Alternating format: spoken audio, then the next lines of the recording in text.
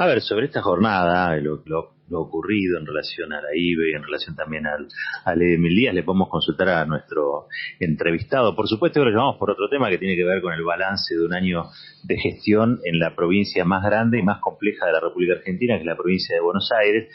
Así que ustedes adivinan ya que está en línea Axel Kicillof, gobernador precisamente del territorio bonaerense. Axel, ¿cómo te va? Muy buenos días, te saludan aquí Otaviano Caballero, Marmurek y Lema. ¿Cómo estás? Bien, un gusto escucharte, Roberto, un gusto escucharlos a todos. Bien, bueno, un año movido, ayer con premio, hoy a la madrugada, porque la verdad que se llevó adelante un debate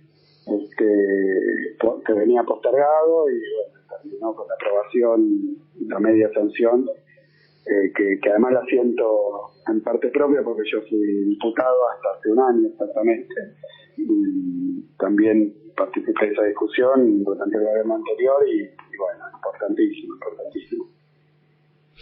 A ver, hoy veíamos con emoción las horas de la madrugada en la que finalmente se decidió. Sabemos que es media sanción, habrá que ver qué es lo que dice el Senado. Pero ¿cuál es tu pálpito en esto? ¿Cómo ves o cómo crees que van a evolucionar estos acontecimientos? Y antes de fin de año, ¿qué es lo que podría llegar a pasar?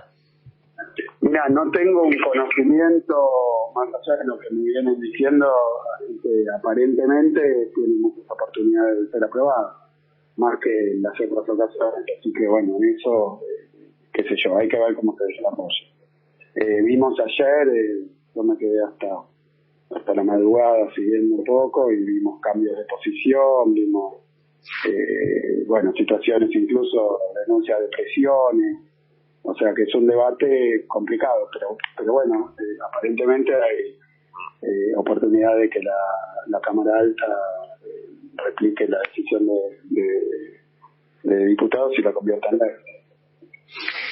Axel, bueno, ahora la verdad es que yo te había convocado particularmente a hacer un balance del año en la provincia de Buenos Aires, una provincia enorme, con muy serias dificultades producto de la herencia recibida. ¿Qué balance haces vos en términos personales, políticos, en términos de gestión?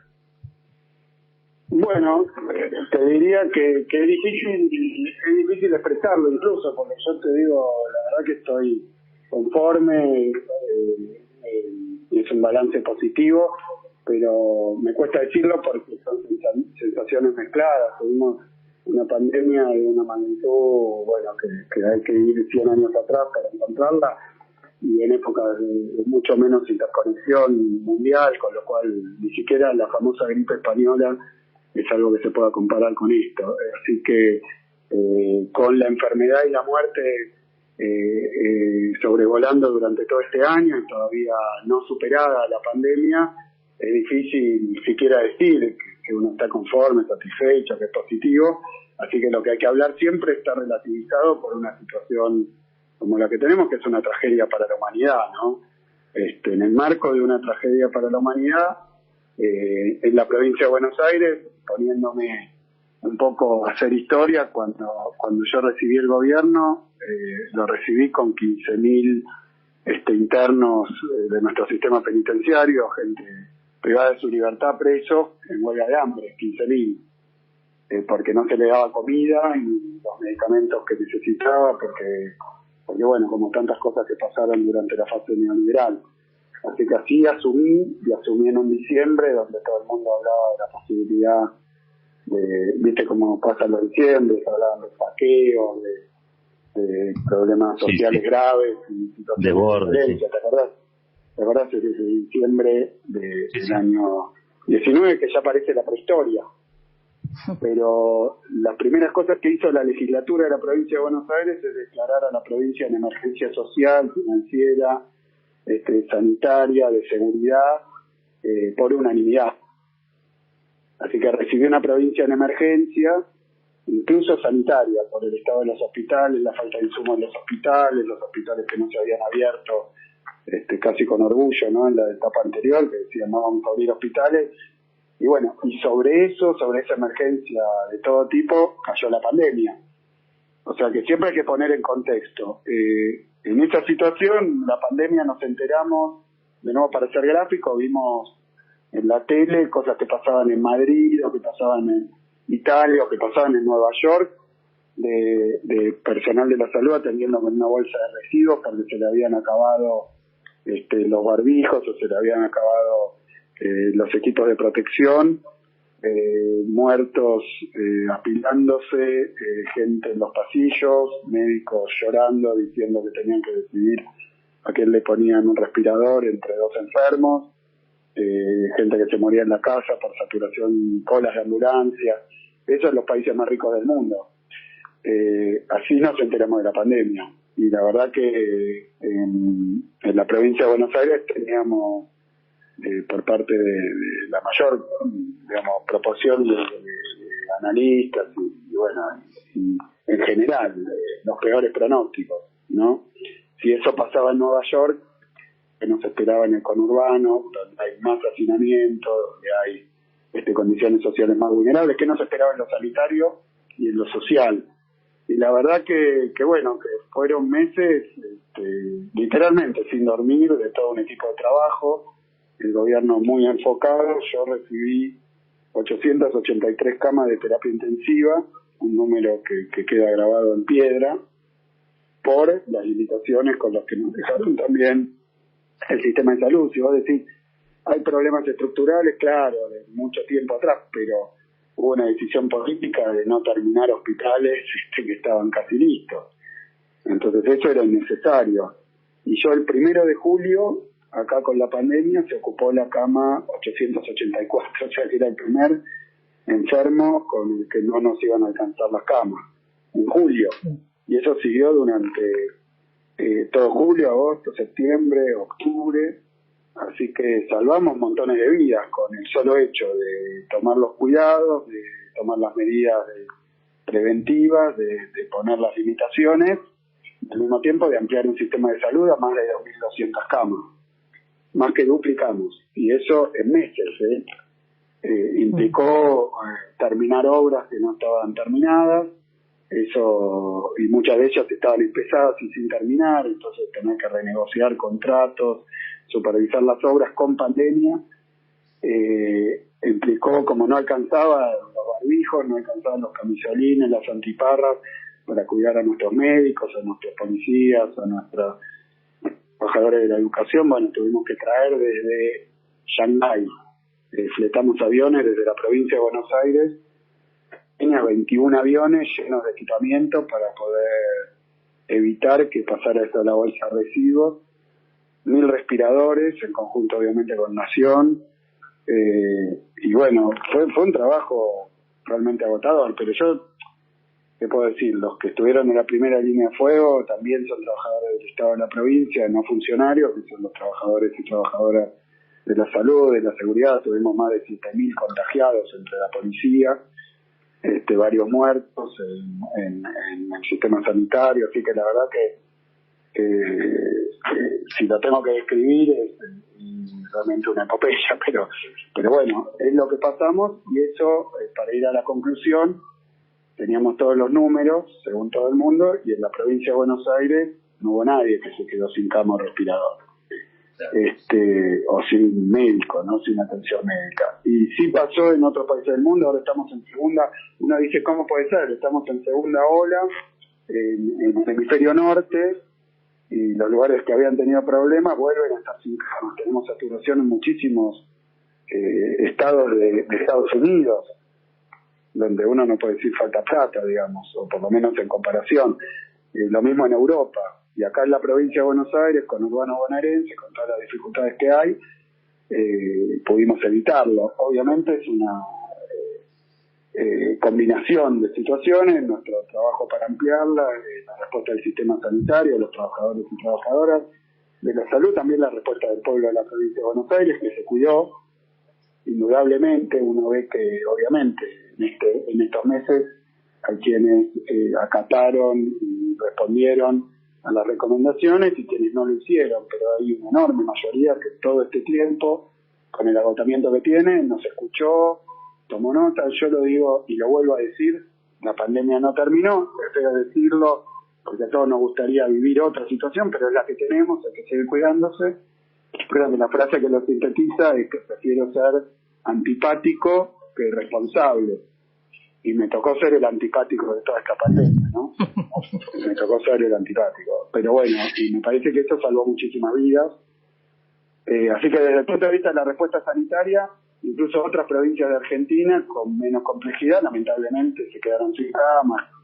Y no tengo nada para decir, pero creo que hay que evaluar las cosas. A veces son difíciles, Roberto, los contrafácticos. Lo que hubiera pasado si estuviera el neoliberalismo, lo que hubiera pasado si no ampliábamos el sistema de salud, porque no pasó. Pero como uno tiene términos comparativos relativamente cercanos, creo que nos tocó una muy, muy difícil y que dimos una respuesta que estuvo a la altura. Por supuesto que uno no puede festejar porque falleció muchísima gente por la pandemia, pero no fue porque no tuvo atención médica. Axel, buen día. Cintia Otaviano te saluda. ¿Cómo estás? ¿Cómo estás? Bien, muy bien, muchas gracias. Bueno, describías una epopeya, efectivamente. Al comienzo de esos tiempos, el propio Alberto Fernández creyó que se iba a poder trabajar sobre una base de unidad aquí en la Argentina, y al poco tiempo fuimos viendo que efectivamente esa epopeya no tuvo una traducción en el marco de la mayoría de los medios de comunicación, por lo menos de la comunicación concentrada. Incluso recordabas los 15.000 personas privadas de su libertad en huelga de hambre, y me hiciste rememorar, ¿te acordás?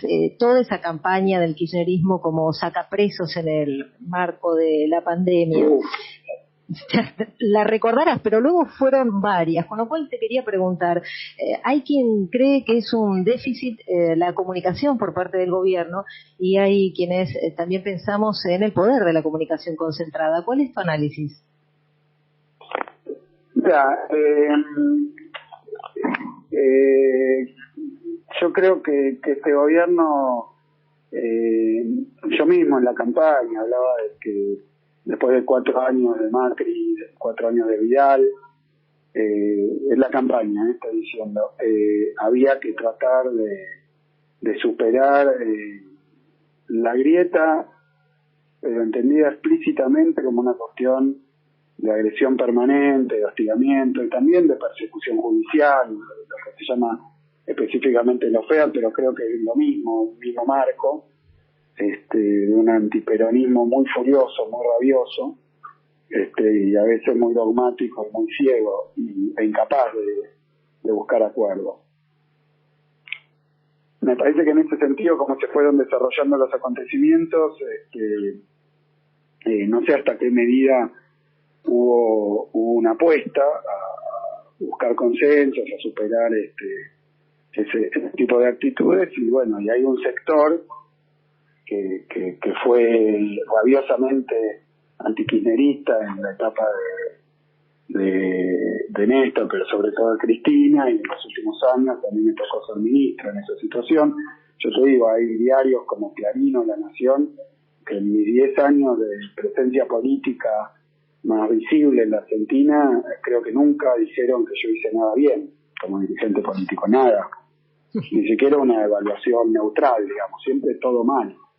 Así que evidentemente hay posicionamientos políticos, y eso después de la experiencia de 2013 a 2015, después de la experiencia neoliberal, que fue un fracaso inmenso, incluso en sus propios términos y para todos aquellos que lo apoyaron, y tal vez esperábamos que con el triunfo de Alberto y Cristina en la Nación, bueno, mío de Frente de Todos también en la provincia, hubiera un grado de autocrítica con respecto a eso, ¿no? Y se pudiera entablar una discusión política en la Argentina un poco más equilibrada.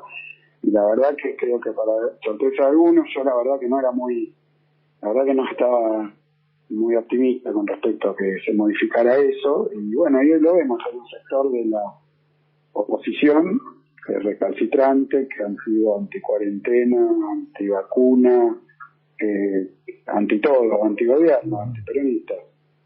Si el gobierno vacuna, están en contra de las vacunas. Si no consigue la vacuna, va a pedir la vacuna a gritos. Y bueno, y esas inconsistencias no importan. Todo lo que hace el gobierno está mal. Y me parece que eso es muy difícil en términos comunicacionales. porque no admite un puente eso. La verdad que siempre en una situación, yo diría, mucho tiempo de mi participación en medios de comunicación es desmentir operaciones políticas, mentiras, inventos, todos con el propósito de hacer daño. Tampoco uno puede pasarse la vida haciendo eso, ¿no? Porque también hay que comunicar las acciones de gobierno y también hay que hablarle a otros públicos. Y bueno, y el grado de madurez que tenga la sociedad con respecto a esta actitud, también lo iremos viendo. Yo nunca me gustó y fui muy fanático de leer encuestas, así que lo iremos viendo. Entramos a un año electoral y iremos viendo cómo reacciona todo esto el electorado. Sí quiero decir que, y la sociedad, ¿no? Yo lo que veo es que el gobierno pasado contó con un blindaje mediático, particularmente Vidal en la provincia, un blindaje mediático inexpugnable, sin fisuras, y acá el Frente de Todos ganó casi por 20 puntos de diferencia. Así que evidentemente, por más que ese marco continúa, no sé cuál es la efectividad en términos electorales, en términos de este año tan complicado, que se llama humor social, es fácil de encontrar porque no hay nadie que pueda estar feliz y realizado en medio de lo que le pasó al mundo, ¿no? A la humanidad, que estamos rodeados de un virus que contagia, enferma y mata. Y de nuevo, y la verdad que no estábamos acostumbrados a vivir con barbijo y sin mate. Bueno, son novedades realmente negativas, así que mal humor hay, todos lo tenemos. Después hay que aprender a ver más allá de eso y también estar dispuesto a que eso sea evaluado, la actitud que tuvo cada uno, ¿no? Gobernador Marco Cittadini, ¿qué tal? ¿Cómo va? ¿Cómo anda, Marco? Lo estaba escuchando y habló del lawfare, ¿no?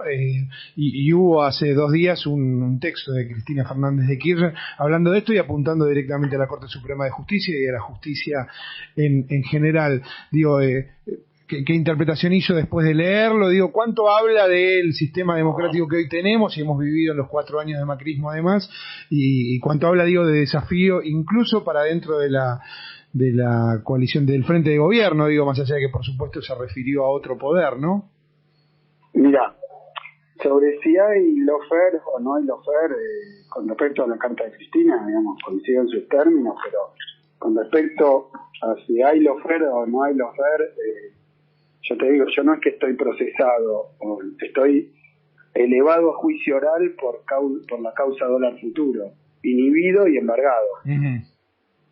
Es una causa que iniciaron varios dirigentes de la oposición hoy, que después tomó Bonarío y elevó a juicio oral. Te lo digo como muestra, ¿no? Sí, claro. De basta un botón, bueno, basta una causa para... Y es una causa delirante. Yo hoy no te puedo, dólar futuro, elevado a juicio oral, no te puedo explicar de qué se me acusa. Claro. ¿De qué delito se me acusa? Porque estoy con el Código Penal. ¿De qué delito? No, que cometí o que no cometí. No necesito defenderme. Primero debería explicar de qué se me acusa.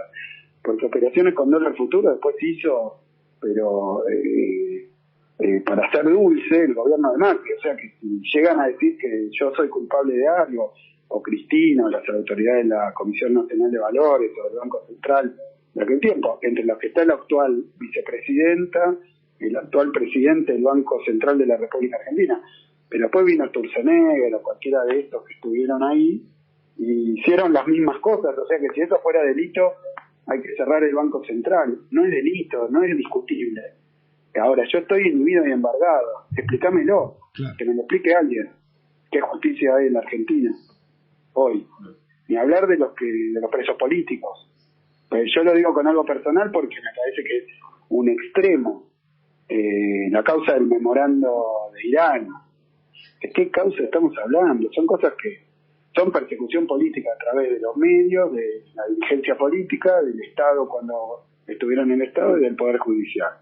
Son instrumentos para perseguir, se usa la justicia para perseguir, para estigmatizar, para generar opinión políticamente. Entonces, se hace política con el Código Penal y la verdad que eso no es justicia, no no es democracia tampoco. ¿Qué se hace con la Corte, Axel? ¿Qué es lo que se puede hacer con esta Corte que Cristina señaló el otro día como parte del problema en el marco del Estado de Derecho, ¿no? Sí, lo que pasa es que obviamente es un tema del Poder Judicial y la cabeza del Poder Judicial en la República Argentina, en la Corte Suprema, que bueno, cuyos miembros tuvieron también en la época de Macri las actitudes que tuvieron. Así que demostraron, y además el lawfare no es que sea una política de Estado, es una política, digamos, del poder establecido, del establishment, del poder, llamémoslo, permanente, contra determinadas expresiones políticas, en general del campo popular. Uh-huh. O sea que no, yo no tengo una respuesta directa, sí tengo con respecto a esto, porque además soy gobernador de una provincia, no está a mi alcance, ¿no? Pero sí quiero decir como gobernador de la provincia de Buenos Aires y dirigente político que estas cuestiones que estamos denunciando hay que abordarlas y transformarlas rápidamente, porque son incompatibles con el funcionamiento del sistema republicano que tanto le gusta defender. Y ahora sí, la última, porque entiendo que tenés que ir a una reunión urgente, me acaban de avisar. Sí. Una cortita. La gente que se angustia, que se preocupa cuando la comunicación concentrada instala que Alberto, Cristina, que se pelean, que están distantes. ¿Cómo ves vos esa relación? ¿Cómo la explicarías esa relación? Bueno, yo diría que nosotros conformamos un frente electoral y ahora con sectores dentro del peronismo, principalmente, pero también del campo popular, que estaban incluso enfrentados. O sea, formamos parte de ese frente que nos estábamos en veredas distintas. Y ganamos las elecciones. La verdad que fue una estrategia, me parece que no electoral, fue una estrategia política diseñada también principalmente por Cristina, con su decisión de una generosidad inmensa de posicionarse, no como esperaban todos, en una candidatura a la presidencia, sino armando una fórmula. Y bueno, y acá también en provincia. Entonces conformamos hoy, ese frente político se convirtió en una coalición de gobierno. Una coalición de gobierno que contiene matices. Yo creo que esos matices, para ser muy preciso con esto, no tienen que ver ni con el diagnóstico de lo que pasó en los 4 años del neoliberalismo, ni con el posicionamiento con respecto al neoliberalismo, no solo al macrismo, sino al neoliberalismo, ni con respecto a las prioridades. O sea que los ejes centrales con respecto a qué estamos haciendo como gobierno son muy claros y creo que absolutamente unánimes dentro del frente. Pero después hay dirigentes que sobre cada cuestión que hay que abordar, sobre los tiempos, sobre la comunicación, sobre el orden, sobre varias cuestiones concretas, tienen posiciones que a veces no son iguales, no son idénticas, lógicamente, porque esa es la diversidad que le da potencia a este frente. Y bueno, ¿cómo se van dirimiendo esas diferencias de matiz? Es un poco lo que estamos llevando adelante, ¿no? Así que yo no veo más que eso. Todos vaticinaban rupturas, peleas, conventillos, nada de eso ocurrió. Todo el tiempo están tratando de instalar peleas entre el gobierno nacional y provincial, entre Cristina y Alberto, entre los diferentes factores, digamos, entre el gobernador y los intendentes, peleas, conflictos. Y si uno ve en los hechos, se tripuló la economía argentina y el gobierno argentino durante una de las situaciones más complejas y turbulentas que uno puede imaginar, como fue la pandemia, y se dio una respuesta contundente, en bloque, sin fisura, y me parece que está en los hechos, y se tomaron medidas muy determinantes con respecto a la negociación de la deuda externa. Acá en la provincia de Buenos Aires nosotros abordamos transformaciones estructurales. Durante la pandemia construimos más viviendas. Vamos a llegar a entregar 1.000 viviendas durante la pandemia, primer año de gobierno, que se comparan con las 961 que hicieron en 2016. Así que arreglamos 1.726 escuelas durante la pandemia. Nos pusimos a construir cárceles. Arreglamos y equipamos todos los hospitales de la provincia. La verdad que desde el punto de vista de resultado en la efectividad del gobierno nacional y provincial, por supuesto que todo eso está, y lo digo en primera persona, sujeto a comentarios, a críticas, a sugerencias, pero bueno, hemos dado una muestra de capacidad de trabajo y respuesta en las peores condiciones, con un frente político que todos esperaban rupturas y conflictos, y la verdad que no lo hubo. Después matices hay, posicionamientos levemente distintos sobre ritmo, sobre momento. Bueno, claro, es lógico, porque por eso somos un frente y una coalición. Axel, te tengo que saludar, despedir, pero bueno, muchísimas gracias por atender a hacer balance del año aquí con la gente de la escudería en la 990. Te mandamos un fuerte abrazo. Bueno, un abrazo grande a ustedes, muchas gracias por la entrevista, un abrazo grande. Axel Kicillof, gobernador de la provincia de Buenos Aires.